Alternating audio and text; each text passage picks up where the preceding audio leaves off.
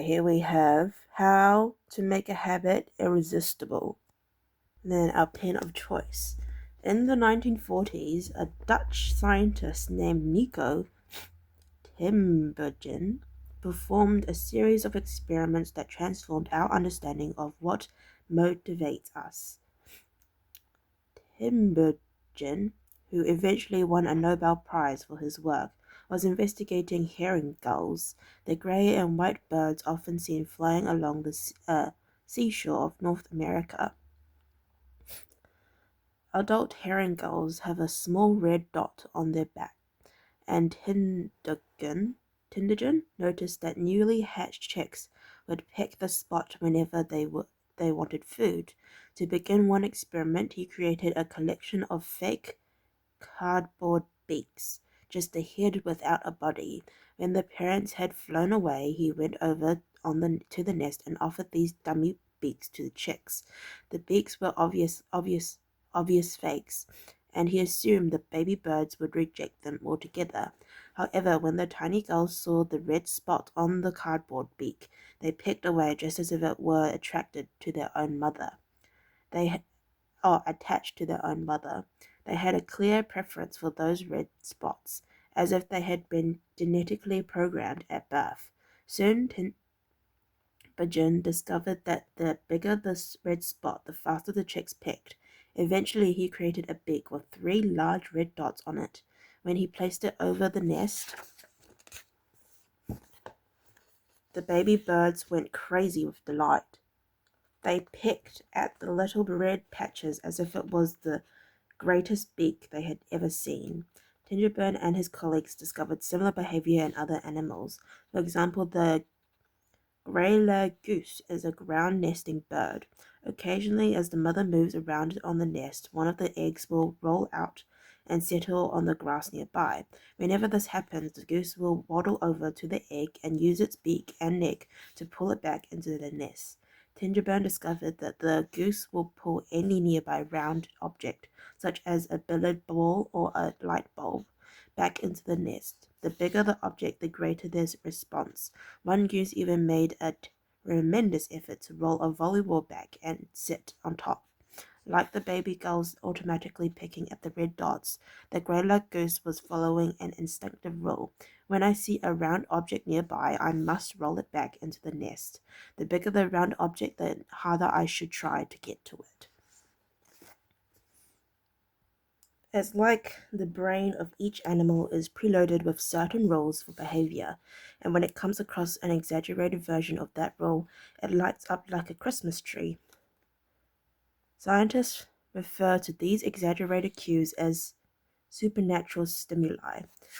Supernormal stimuli. A supernormal stimuli is a heightened version of reality, like a beak with 3 red dots or an egg the size of a volleyball, and it elicits a stronger response than usual.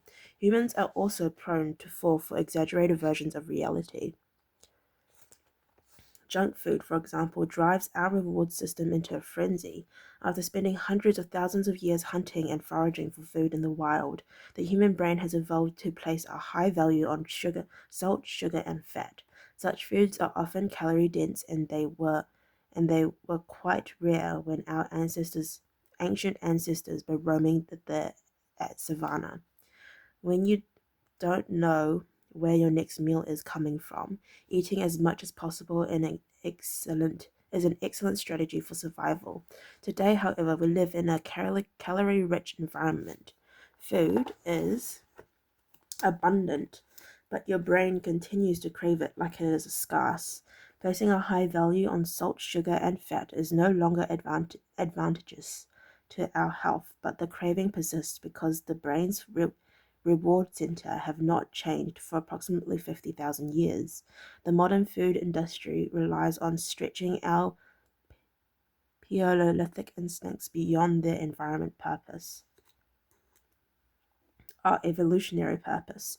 A primary goal of food science is to create products that are more attractive to consumers. Nearly every food in a bag, box, or jar has been enhanced in some way, if only with additional flavors, components, or honey spend millions of dollars to discover the most satisfying level of crunch in a potato chip or the perfect amount of fizz in a soda. Other departments are dedicated to optimizing how a product feels in your mouth, a quality known as aerosination. French fries, for example, are a potent combination, golden brown and crunchy on the outside, light and smooth on the inside. Other processed foods enhance dynamic contrast, which refers to items with a combination of sensations like crunchy and creamy. Imagine the gooiness of melted cheese on top of crispy pizza crusts, or the crunch of an Oreo cookie combined with the smooth center. With natural, unprocessed foods, you tend to experience the same sensations over and over. How's that 10th bite of kale taste? After a few minutes, your brain loses interest and you begin to feel full. But foods that are high in dynamic contrast keep the experience novel and interesting, encouraging you to eat more. Ultimately, such strategies enable food scientists to find the bliss point for each product, the precise combination of salt, sugar, and fat that excites your brain and keeps you coming back for more. The result, of course, is that you overeat because high palatable foods are more attractive to the human brain. As Stephen Gaunt, a neuroscientist who specialized in eating behavior and obesity, says, we've got 10 too good at pushing our own buttons.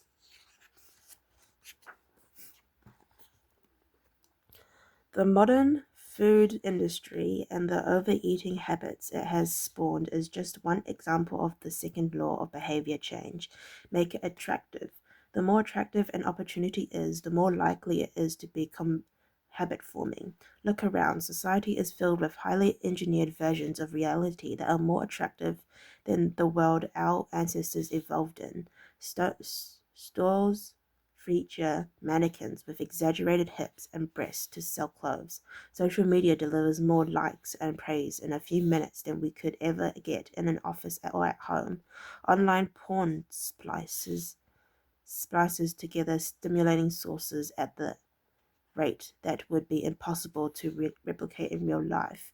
Advertisements are created with a combination of ideal lighting, professional makeup, and Photoshop edits. Even the model doesn't look like the person in the final image. These are the supernormal stimuli of our modern world. They exaggerate features that are naturally attractive to us, and our instincts go wild as a result, driving us into excessive shopping habits, social media habits, porn habits, eating habits, and many others. If history serves as a guide, the opportunities of the future will be more attractive than those of today. The trend is for rewards to become more concentrated and stimuli to become more enticing. Junk food is a more concentrated form of calories than natural foods. Hard liquor is a more concentrated form of alcohol than beer. Video games are a more concentrated form of play than board games. Compared to nature, these pleasure-packed experiences are hard to resist. We have the brains of our ancestors, but temptations they never had to face. If you want to increase the odds that a behavior will occur, then you need to make it attractive. Throughout our discussion of the second law, our goal is to learn how to make our habits irresistible. While it is not possible to transform every habit into a supernormal stimuli, we can make any habit more enticing. To do this, we must start by understanding what a craving is and how it works. We begin by examining a biological signature that all habits share: the dopamine spike, the dopamine-driven feedback loop. Scientists can track the precise moment a craving occurs by measuring a neurotransmitter called dopamine. The importance of dopamine became apparent in 1954 when the neuroscientists James Olds and Peter Milner ran an experiment that revealed the neurological process behind craving and desire. By implementing electrodes in the brains of rats, the researchers blocked the release of dopamine. To the surprise of the scientists, the rats lost all will to live. They wouldn't eat, they wouldn't have sex, they didn't crave anything. Within a few days, the animals died of thirst. In follow-up studies, other scientists also inhibited the dopamine releasing parts of the brain, but this time they squirted little droplets of sugar into the mouth of the dopamine depleted rats. Their little red rat faces lit up with pleasurable grins from the tasty substance. Even though dopamine was blocked, they liked the sugar just as much as before. They just didn't want it anymore. The ability to experience pleasure remained, but without dopamine, desire died, and without desire, action stopped. When other researchers observed this process and flooded the reward system of the brain with dopamine, animals performed habits at breakneck speed. In one study, mice received a powerful hit of dopamine each time they poked their nose in a box. Within minutes, the mice developed a craving so strong they began poking their noses into the box 800 times per hour. Humans are not so different.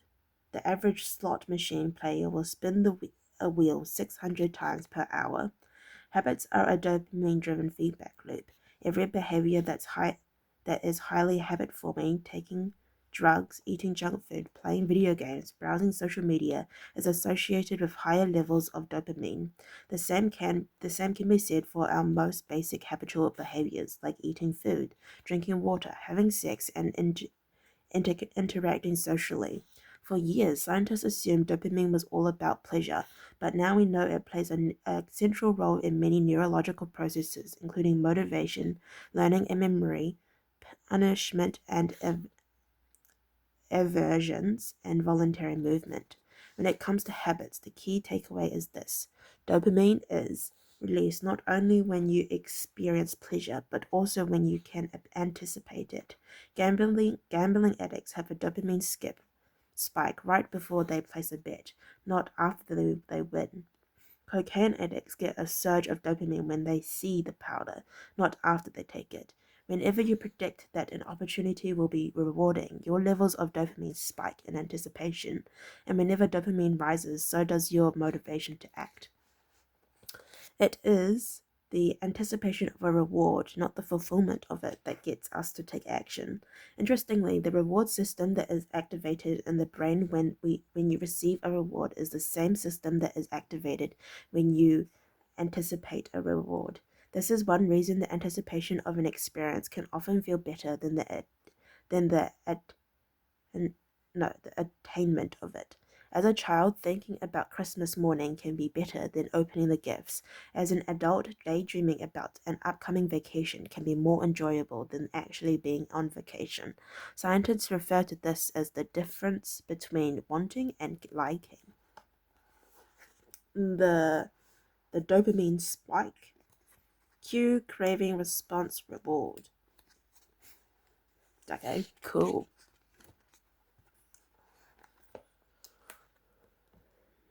Your brain has far more neural circuitry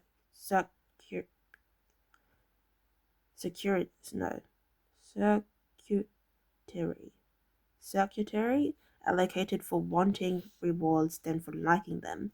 The wanting centers in the brain are large. The brainstem, the nucleus accumbens,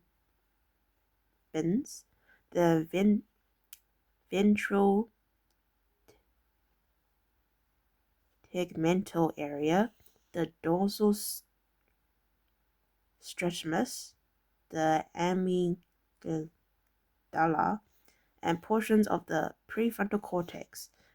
By comparison, the liking centers of the brain are much smaller. They are often referred to as hedonic hotspots and are distributed like tiny islands throughout the brain. For instance, researchers have found that 100% of the nucleus accumbens is activated during wanting. Meanwhile, only 10% of the structures is activated during liking. The fact that the brain allocates so much precious space to the re- re- regions responsible for craving and desire provided further evidence of the crucial role these processes play. Desire is the engine that drives behavior. Every action is taken because of the anticipation that precedes it. It is the craving that leads to the response. These insights reveal the importance of the second law of behavior change. We need to make our habits attractive because it is expectation of a rewarding experience that motivates us to act in the first place. This is where a strategy known as temptation bundling comes into play. How to use temptation bundling to make your habits more attractive.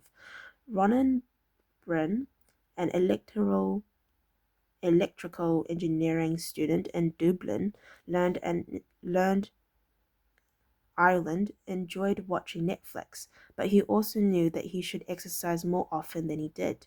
Putting his engineering skills to use, Byrne hacked his stationary bike and connected it to his laptop and television. Then he wrote a compact program that would allow Netflix to run only if he was cycling at a certain speed.